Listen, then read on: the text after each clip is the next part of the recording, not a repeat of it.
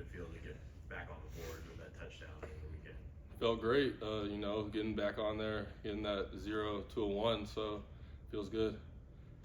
How do you feel like your relationship with Kevin has grown from last year to this year? We've grown. Like we've known each other now for about 4 years, so it can only grow so much. So we always hang out together and we do everything together. So yeah, it's my brother. What have you kind of felt like this offense has really kind of settled into as far as an early identity, and do you think that identity is developed fully just yet? So the offense, we always want to be able to play fast and physical, and that's one thing Coach last year really harps on. And so we've been playing fast and physical, but there's a lot of things we can clean up if it's discipline. We've had a lot of penalties the past few games and just things like that, but we've been playing fast, and it's just stuff we got to clean up.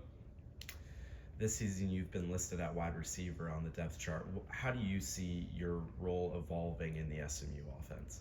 I guess I've been playing a lot of receiver, but the way we run our offense is those slot guys, tight ends, they really do everything on the field, and so I know every position to play. I could line up at outside, I could line up at tight end.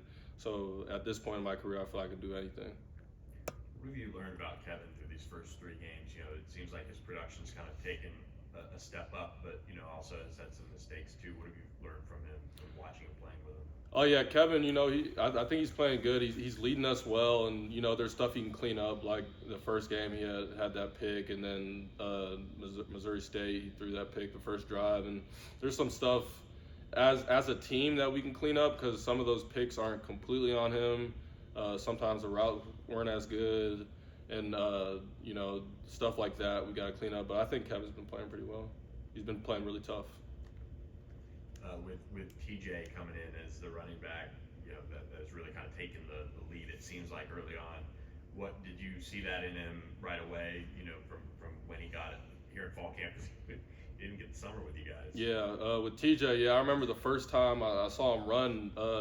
We were going live, and he ran somebody over, and I was like, oh yeah, he's not looking to run out the way. He's running through you, and so he's a guy that he's a bruiser, and there's a bunch of different types of backs, but I love watching guys that are they're not looking to run around you. They're just trying to freight train right through you. Yeah, I was gonna say it's such a different feel from Rashard, I'm sure, last year. Yeah. Rashard, he's running around you, not TJ. Yeah.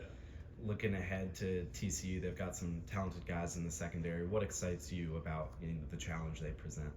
I love challenges.